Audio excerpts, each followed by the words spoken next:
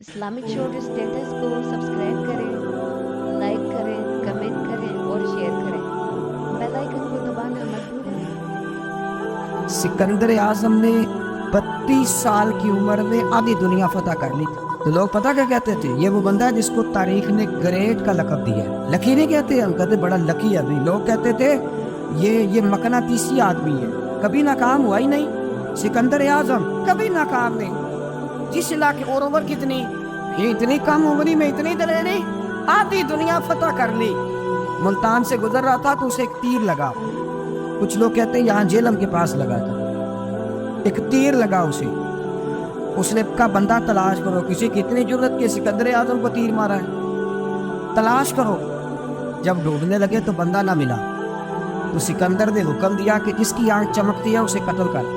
मर्द भी मारे, बच्चे भी मारे, बूढ़े भी मारे। तो लाखे लोग कहने लगे इंसान कोई नहीं बचा। कहने लगा मैंने तुम्हें कहा था जिसकी आंख चमकती है कत्ल करो, बिल्लियां भी कत्ल करो। हो सकता है किसी बिल्ली ने मुंह में रख के फेंका, कुत्ते भी मार, कबूतर भी मार। हर चमकती वाली आंख उसने बंद कर दी। यूनान के करीब एक बस्ती का रहने वाला सिकंदर इराक के शहर बाबुल में था। मलेरिया बुखार हुआ। क्या कहते हैं हम, चंद टिक्कियों की मार है, दवाई खा लो ठीक हो जाएगा। मलेरिया बुखार हुआ। 32 साल, कुछ लोगों ने कहा नहीं 2 महीने कम, 33 साल उम्र हो चुकी थी।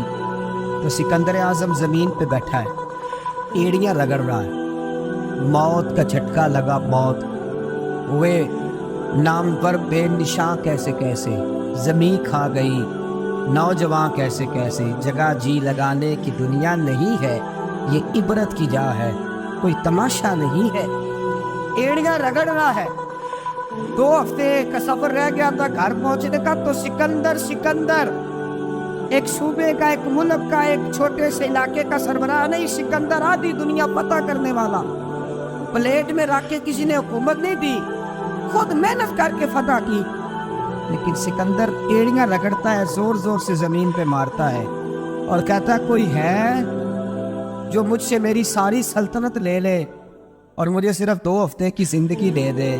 मैं प्रदेश में नहीं मरना चाहता, घर मरना चाहता। कोई मुझे 2 हफ्ते की जिंदगी, 2 हफ्ते, कोई 2 हफ्ते मिट्टी दे, तू मिट्टी रहना एवं कादी बल्ले बल्ले। अज मिट्टी दे उत्ते बंदे आते, कल मिट्टी दे थल्ले का कोई मुझे मोहलत ले दे। लेकिन रब का कानून है, जब वक्त आ जाता है फिर मोहलत।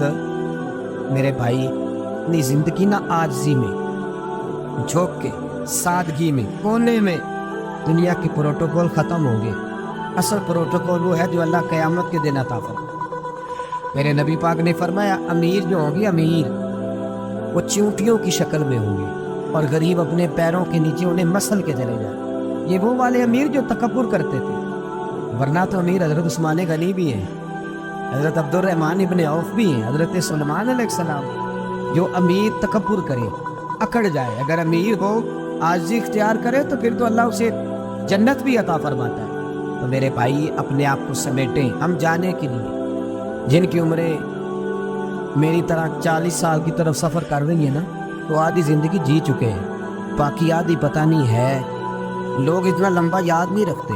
हज़रत मौला अली कब्रिस्तान गए तो कब्र वालों से कहने लगे कब्र वालों तुम्हारा क्या हाल है। तो एक मुर्दा कब्र के अंदर से बोल के कहने लगा अली कफन फट गया है, हड्डियाँ चूर चूर है, माल तो पता नहीं कहाँ रह गया, पर हिसाब देना पड़ रहा है। आप बताइए पीछे हमारे घर वालों का क्या हाल है। तो हज़रत अली फरमाने लगे जहाँ तुम बैठते थे वहाँ कोई और बैठने लग गया। तुम्हारी बीवियों ने नए निकाह कर लिए, तुम्हारे दोस्तों ने नए दोस्त बना लिए। अब तो लोग तुम्हें याद भी नहीं करते, अब तो तुम्हारा जिक्र ही कोई नहीं करता। अब तो ख़त्म हो गया तुम्हारा तज़किरा भी। कोई तज़किरा उसी का रहेगा जिसने रब को याद किया और फिर रब ने उसका चर्चा किया, उसका तज़किरा रहे। अपने आप को एक मौके पर भी कभी मुतकब्बिर ना होने। आजिज़ी हुस्न है ज़िंदगी का। खजाना आए तो कारून ना बने, महल बनाए तो शद्दाद ना बने।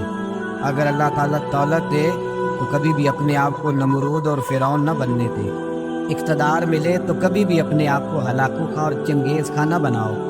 और अगर नमाजी बनो तो वो वाले नमाजी बनो जो नमाजी भी होता है حضرت عمر فاروق کو کسی نے عید والے دن دیکھا تو عمر رو رہے تھے، چھوٹی عید والے دن۔ ہمارے ہاں تو لوگوں نے ڈیک تیار کر کے رکھ لی ہیں، تیاری ہو گئی ہے، چاند رات کو جو نیکیاں کمائی ہیں وہ ساری شیطان کے حوالے کریں گے معاذن اللہ بادشاہ، اس کو کہیں گے لے جا، ہم نے کمائی ہیں تیرے لیے۔ فوراً پہلی رات ہی ادھر اعلان ہوا نہیں، ادھر تماشے لگے نہیں معاذن۔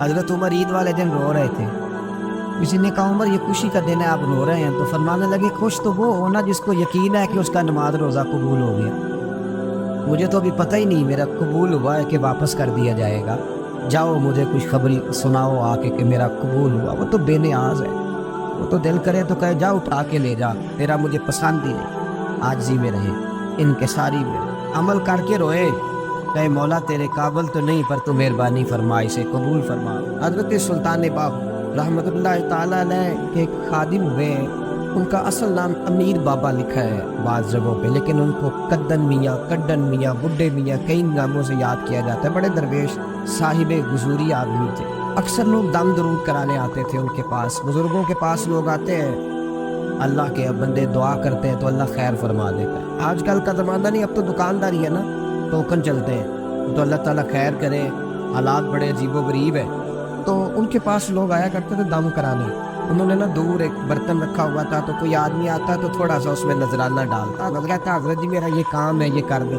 وہ خلیفہ تھے حضرت سلطان باہو، وہ گردن جھکاتے، تھوڑی دیر کے بعد سر اٹھاتے، کہتے تیرا کام ہو جائے گا۔ صحیح مسلم کی حدیث ہے، نبی پاک نے فرمایا رب اشغاز اغبر لو اقسم علی اللہ لابرہ، اللہ کے کچھ بندے ایسے ہیں جو اللہ کو قسم بھی دے تو اللہ ان کی قسم پوری کر دیتا ہے، ان کے کپڑے مٹی سے بھرے ہوتے ہیں پر اللہ کو کہہ دے تو اللہ کر دیتا ہے۔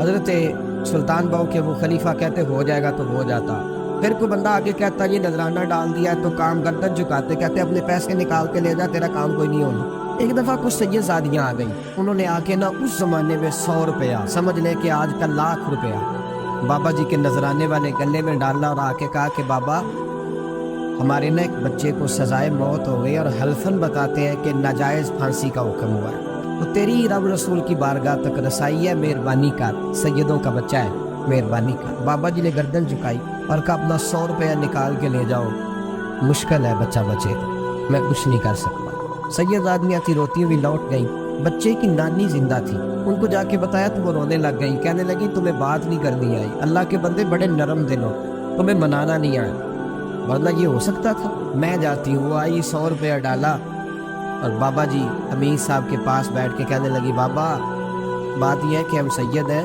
ہے سارا ہمارے گھرانے کا، پر چلو آج تک رسائی تیری ہے، آج کل تیرے تعلقات مضبوط ہیں تو مہربانی کر، کوئی غلط بات نہیں، بچے کو پھانسی غلط ہو رہی، مہربانی کر۔ بابا کہنے لگا اماں میرے بس میں نہیں، میں بھی تو اللہ کا کمزور بندہ ہوں نا، مالک کا کمزور بندہ ہوں، تو ضروری نہیں، دعا پہ فضل ہوتا ہے، اگر اس کی مشیت ہو تو پھر بندہ کیا کر سکتا ہے، تو اماں یہ کام نہیں ہو سکتا۔ تو اماں رونے لگ گئی، کہنے لگی کوئی نہیں، میں قیامت کے دن حضور کی بارگاہ میں تیری شکایت کروں گی، میں کہوں گی کہ میں نے بتایا تھا میں سید ہوں، اس نے توجہ ہی نہیں کی، میرا کوئی خیال ہی نہیں کیا۔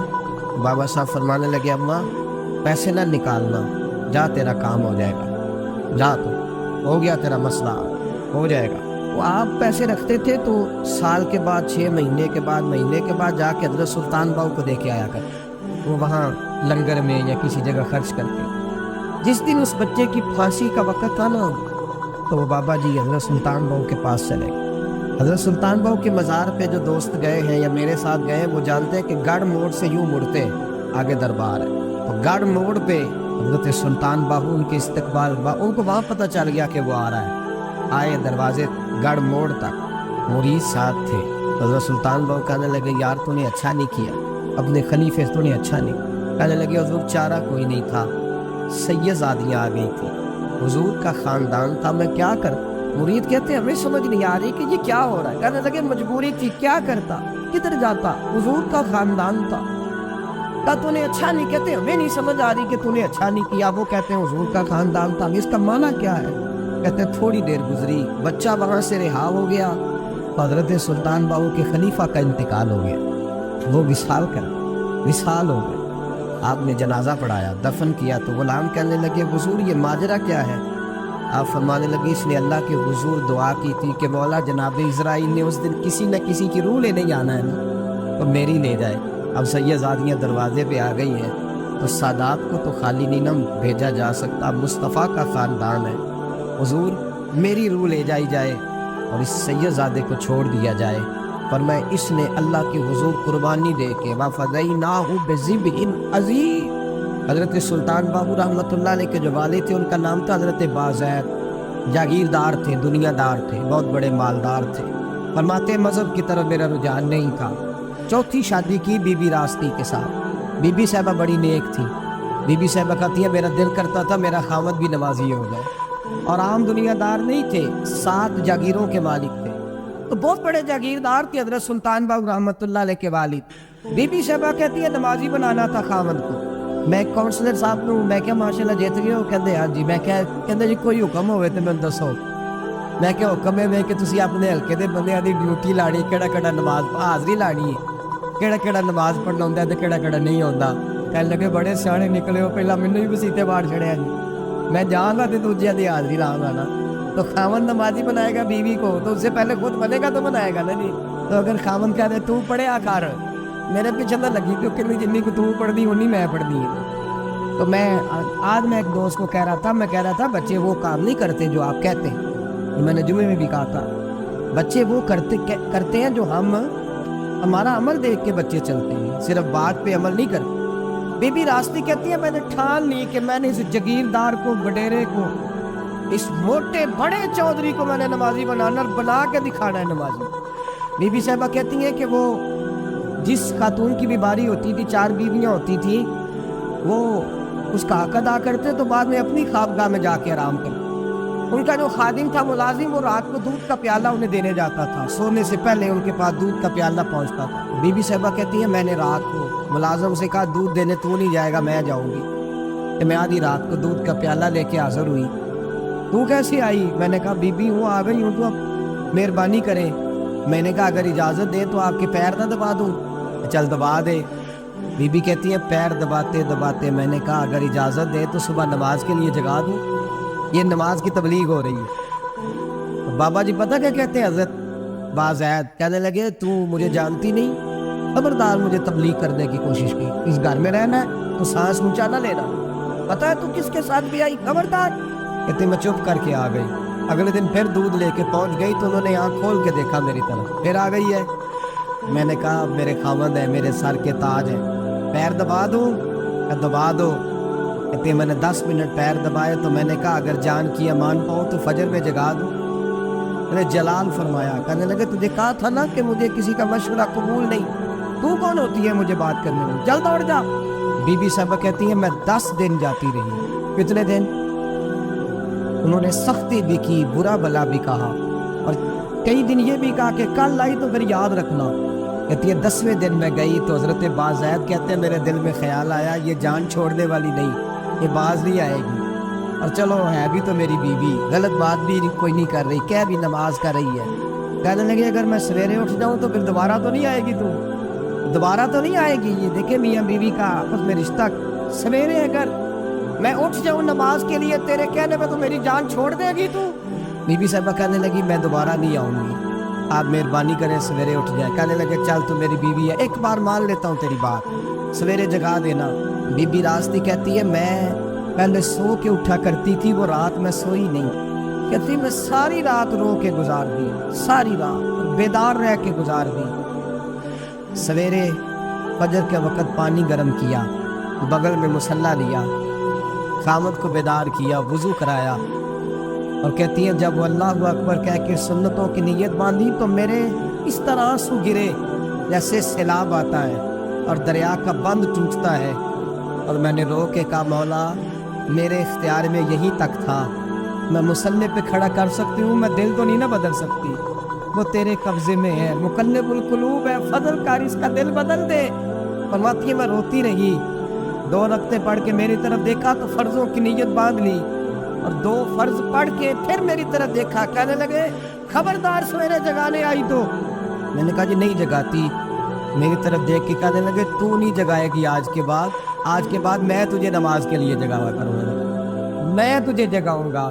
آپ فرمانے لگی وہ نمازی بن گئے، میں پہلے ہی نمازی تھی، جب ان دو نمازیوں کا ملاپ ہوا تو اللہ نے سلطان باہو جیسا بیٹا حضرت عمر بن عبدالعزیز، عراق میں رہنے والی ایک عورت تھی، اس عورت کا خامد فوت ہو گیا تو 5 بچیاں یتیم تھی، وہ عراق سے چلی اور جناب عمر بن عبدالعزیز کے پاس آئی کہ آپ میری بچیوں کا وظیفہ لگا دیں۔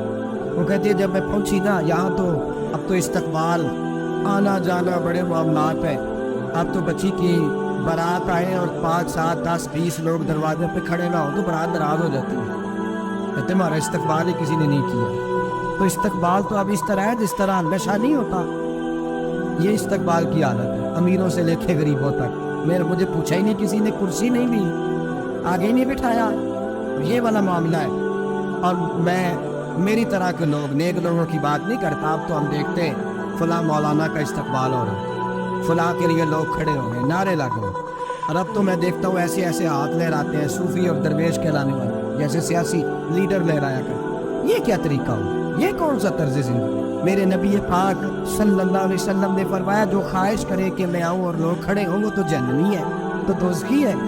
سارے وہی طریقے ہمیں اختیار کرتے جا رہے ہیں، وہی پروٹوکول ہے ہر جگہ، وہ لوگ جن کے دروازے کھلے ہونے چاہیے تھے وہاں بھی ہر وقت کے لیے معاملات طے ہو گئے۔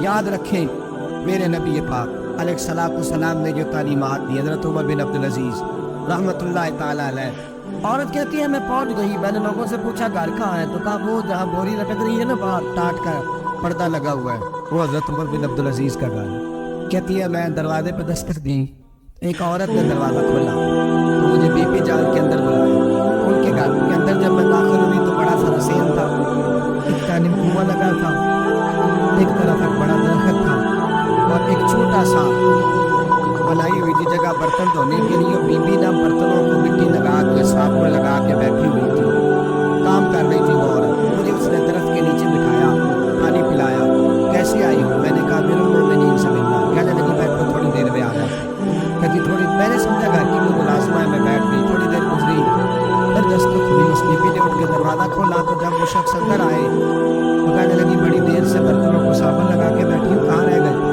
کہتی وہ صاحب کہنے لگے بس ذرا مصروف ہو گیا، تو دوڑے گئے کنویں سے پانی نکالا، بی بی کو دیا، اس نے برتن دھوئے، کہتی ہے پھر تھوڑا سا سرکہ اور ایک رات کی روٹی بنائی، اس شخص نے کھائی۔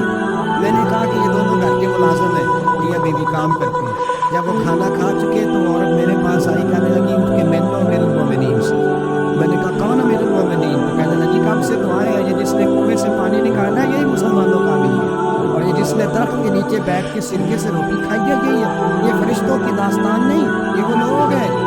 میں رات کو بھی کہہ رہا تھا ایک جگہ پہ کہ یہ لوگ جو ہے نا جن کا آپ وہ شکوہ کرتے ہیں حکومتیں بڑی خراب ہے، یہ کوئی نہیں خراب، بالکل خراب نہیں، جتنے سیاسی لیڈر ہیں سارے صحیح ہیں، خراب وہ لوگ ہیں جو انہیں ووٹ دے کے لیڈر بناتے ہیں، بالکل خراب نہیں، میں تو ان کے حق میں ہوتا جا رہا ہو گئے نا آپ لوگ، اللہ کرے تجھے ہو جو اگلے الیکشن سے سیانے نہیں ہو، آپ دین کو کہہ دیں، میں نے کوئی مشورہ نہیں دینا، اس لیے کہ میری نظر میں کوئی ایسا شخص نہیں جس کے لیے میں آپ سے کہہ سکوں کہ ووٹ دیں، اور ہم تو ایسی بات کریں تو کئی لوگ ناراض ہو کے چلے جاتے ہیں، لیکن کوئی پرواہ نہیں، اس لیے کہ یہ دین میرے نبی پاک کا دین صرف مسجد کا دین نہیں، انشاءاللہ آئندہ جمعہ نظریہ پاکستان بیان کروں گا اور بتاؤں گا کہ پاکستان کا مطلب کیا، لا الہ الا اللہ محمد رسول اللہ صلی اللہ علیہ وسلم، حضور کا جو قرآن نافذ ہوگا مسجد میں وہ قرآن کچہری میں بھی نافذ ہوگا انشاءاللہ، اور وہ قرآن نافذ ہونے آیا ہے، اسمبلیوں میں وہی قرآن نافذ ہوگا انشاءاللہ، اور یہی چراغ جلے گا تو روشنی بیان کریں گے اور ڈٹ کے بیان کریں گے، آپ کو بتائیں گے۔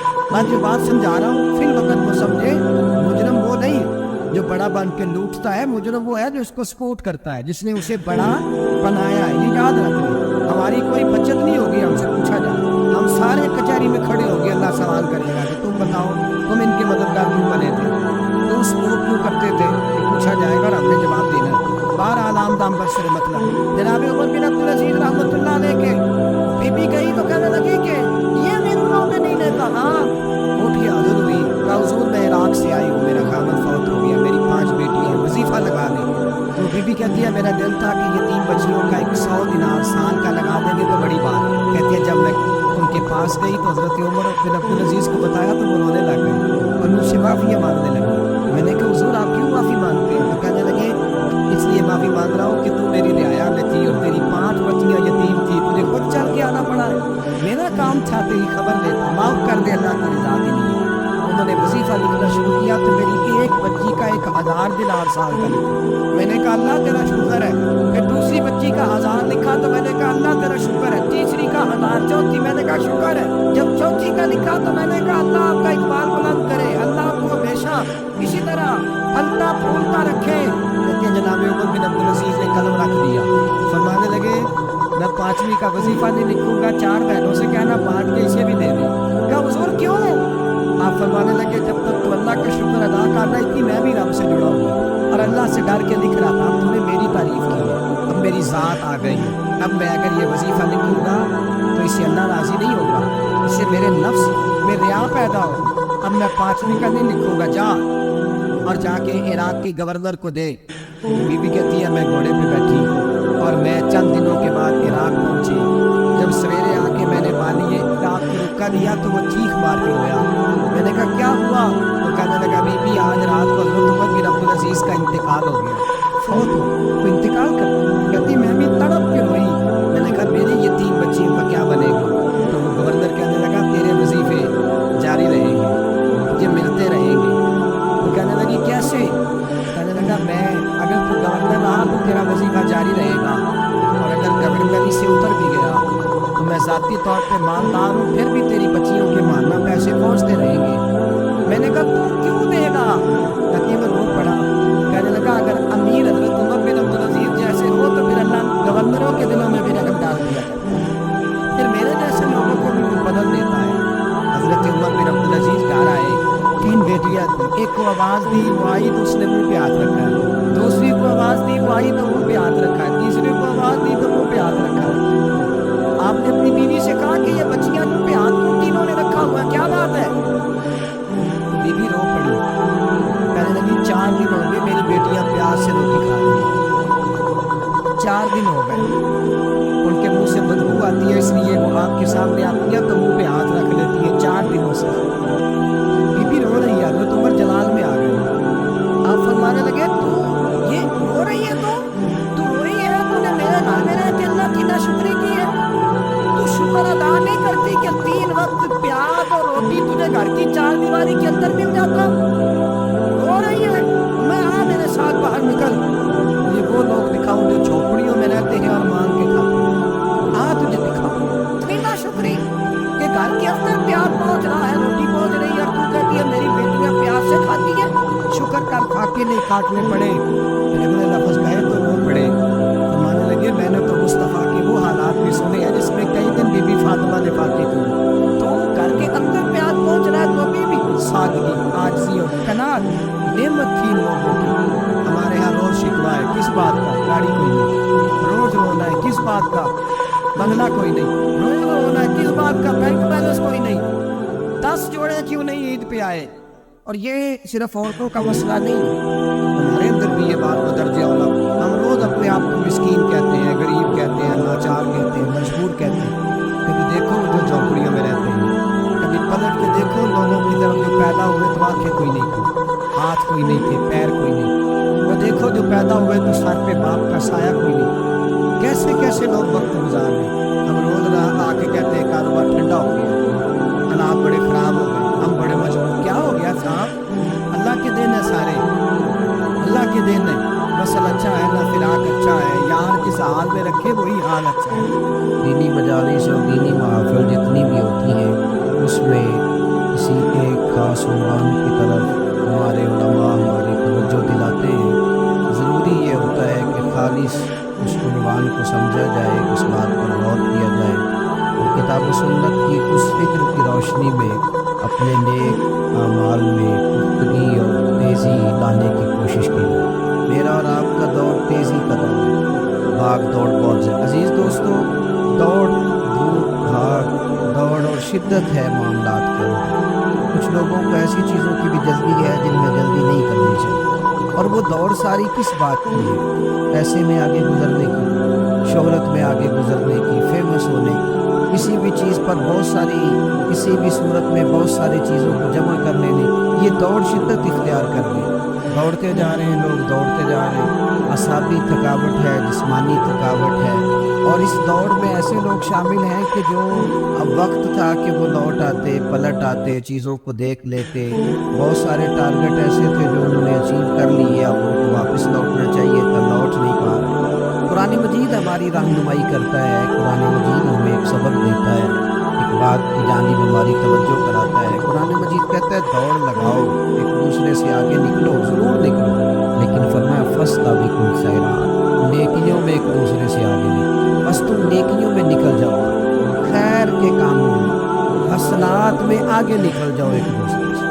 اس کے لیے جلدی دکھاؤ، جلدی سے کوئی نیکی تمہارے ہاتھ آتی ہے اسے کر گزرو۔ ساری زندگی ارادے اور منصوبے نہ بناتے رہو، خیر کٹھی کرو، جد و جہد کرو۔ ایک تو ہم سب جانتے ہیں کہ وقت کب آ جائے گا اس کا پتہ نہیں، خدا نخواستہ صحت کب ساتھ چھوڑ جائے گی اس کی خبر کوئی نہیں، اعصاب کب کمزور ہو جائیں گے جانتے ہیں۔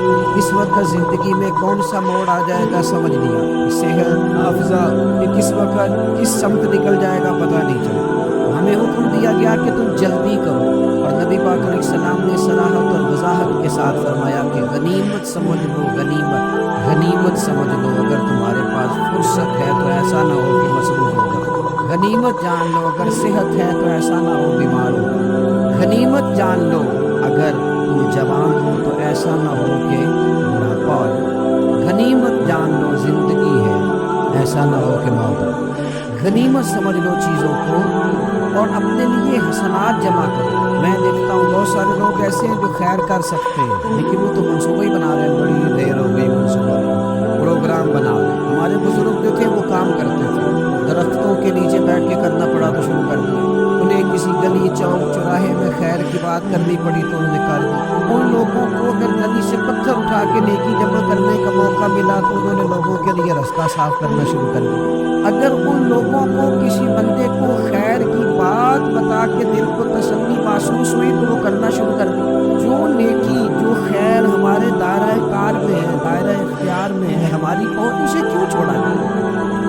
نبی پاک علیہ السلام نے فرمایا نیکی کو کبھی حقیر نہ سمجھو، کچھ نہ ہو سکے تو مسلمان بھائی سے مسکرا کے ملاقات کر لینا، اللہ صدقے کا ثواب عطا کر دے گا۔ آپ نے کافی ساری ماشاءاللہ سبحان اللہ کہی ہے، اور یہ مسکرا کے ملنا آج کل مشکل ہو گیا یہ کام، کیونکہ یہ دور ہے ناراض لوگوں کا دور، اس میں ہر کوئی کسی نہ کسی سے ناراض ہے، مل تو لیتے ہیں مسکرا کے نہیں ملتے، ملاقاتیں تو ہو جاتی ہیں، لوگ تو ہر روز ایک دوسرے سے ملتے ہیں پر یہ دل کم ہی کسی سے ملتے ہیں لوگ پر ملتے۔ زندگی میں وہ عجیب لمحہ تھا، وہ میرے ساتھ تھا اور میں تنہا، لوگ ملتے ہیں پر ملنے کو تیار ہے۔ حضور نے فرمایا نیکی کو حقیر نہ سمجھو، کچھ نہ ہو سکے تو ذرا مسکرا کے مل لے۔ کیا معنی ہے؟ کسی سے ملنا تو راضی ہو کے ملنا۔ یہ جو مزاجوں میں گھٹن ہے کبھی بلا وجہ کی ہے، بعض جگہوں پہ کوئی اس کا کوئی شرعی پس منظر نہیں، کچھ نہیں، بلا وجہ۔ نیکیوں میں ذرا جد و جہد کی جائے، کوشش کی جائے، حصول حسنات میں کوشش کی جائے۔ ہم نہ بڑے سست ہیں، دنیا کے معاملے میں چست ہیں اور خیر کٹھی کرنے میں سست۔ جلد از جلد آپ دیکھیں ہمارے بزرگوں نے بہت زیادہ کام کیا، بہت زیادہ۔ اس کی وجہ یہ تھی کہ وہ دوسروں کے کام پہ نہیں توجہ دیتے تھے، اپنے کام پہ توجہ دیتے۔ آج کل ہمارا یہ مسئلہ ہے کہ ہم نیکی اس لیے نہیں کر پاتے کہ ہماری اپنے کام پہ توجہ کم ہوتی ہے، دوسرے پہ زیادہ ہوتی ہے۔ نتیجہ کیا نکلتا ہے؟ دوسرے کئی دفعہ آگے نکل جاتے ہیں اور ہم جو بھی منصوبے بنا رہے ہیں، پروگرام طے کر رہے ہیں، وہ معاملہ پیچھے رہ جاتا ہے۔ تو زندگی میں جلد از جلد خیر جمع کرنے کی کوشش کریں۔ جلد از جلد امام بخاری کی عمر 65 سال ہوئی ہے اور قرآن مجید کے بعد وہ صحیح ترین کتاب امت کو دے گئے، تو بہت لمبی عمر نہیں، 62 سال عمر مبارک میں۔ کتنا ہمارے بزرگوں نے کہا، حضرت عمر بن عبدالعزیز کی عمر 39 سال ہوئی، 40 نہیں، کتنی خیر بانٹی انہوں نے زمانے۔ ہم نہیں کرتے، پروگرام نہیں بناتے، ہم خیر نہیں جمع کرتے۔ خیر جمع کرنے کا وقت تو ہے، فٹافٹ کر لی جائے۔ پھر تو اس طرح کا ٹائم آ جاتا ہے کہ انسان زیادہ نماز پڑھنا چاہتا ہے، نفل پڑھنا چاہتا ہے، اس کا وجود ساتھ نہیں دیتا۔ اس طرح کے اوقات آ جاتے ہیں کہ وہ کچھ خیر کرنا چاہتا ہے پھر اس کے پاس موقع نہیں رہتا، وہ لکھنا پڑھنا پڑھانا سمجھانا چاہتا ہے پھر قواعد اتنے مضبوط نہیں رہتے۔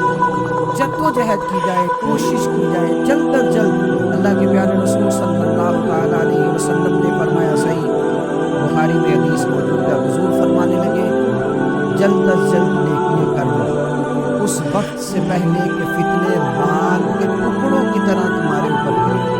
हुजूर फरमाने लगे वो ऐसा सख्त वक्त आएगा कि बंदा सुबह मोमिन होगा तो शाम काफिर होगा, शाम मोमिन होगा तो सुबह काफिर होगा। और फरमाया लोग दुनिया के बदले अपना दीन बेच डालें। उससे पहले नेकी कर लो, कबल इसके कि उठा दिया जाए, सही लोग परेशान कर दिया जाए, कई जगह मसाइल नहीं बना दिए गए, वो छोड़ो दी ये तो नफल है, छोड़ो दी ये तो गैर मुअक्कदा है। आला हज़रत फाज़िल बरेलवी फरमाते हैं जो नफल छोड़ता है ना, एक वक्त आता है सुन्नत का तर्क करना शुरू, तारिक सुन्नत एक वक्त आता है कि वाजिबात को छोड़ता है, क्योंकि वो सैलाब अचानक नहीं आया करती। पहले छोटा सा सुराख होता, दरिया के किनारे छोटा सुराख होता, बंद न किया जाए तो बड़ा हो जाता, फिर और बड़ा हो जाता है, फिर वो सैलाब बढ़ जाता है। क्या होता है कि जब हम देर करते हैं, आप देख लें दुनियादारी में लोग कितने आगे निकल गए, कितने दुनियादारी की जो चीज़ें आई वो गालिब हो गई।